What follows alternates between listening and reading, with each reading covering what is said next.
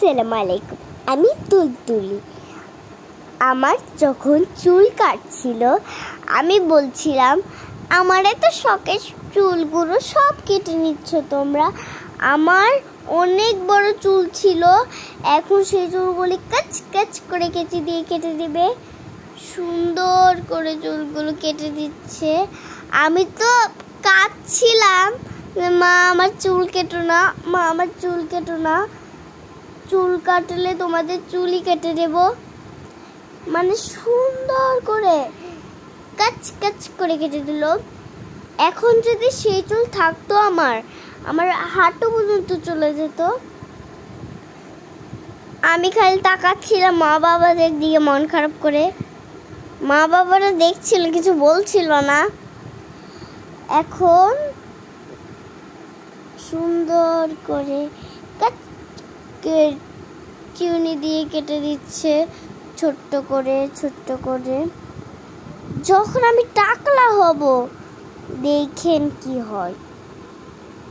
সুন্দর করে চুলগুলো কেটে দিচ্ছে আমাকে। আমার তো খুবই খারাপ লাগছিল। আমার মা হাত দিয়ে আমার জিভটা দিয়ে চুলগুলো বের করে দিচ্ছিল। ছিল যে এতগুলি চুল কাপড়ে পড়ছে, পুরো চুলই হয়েছে। এক সাইড কিন্তু কাটা কমপ্লিট, আর একটু আছে, আর একটু আছে, তাহলে ওইটা হয়ে যাবে। সুন্দর করে কাচ কাচ কাচ কাচ করে কেটে দিল আমার শখের চুলগুলো। আমি খালি মা বাবাদের দিকে তাকাচ্ছিলাম আর বলছিলাম, মা বাবা এটা ঠিক করলো না, আমার চুল তোমরা কেটে দিলে।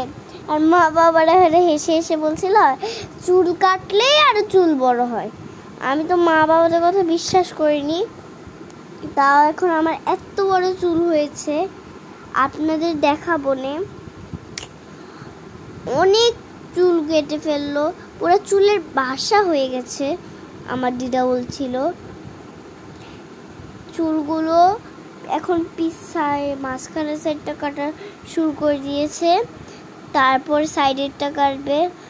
দেখেন গাইস, একটুর জন্য টাকলা হইনি।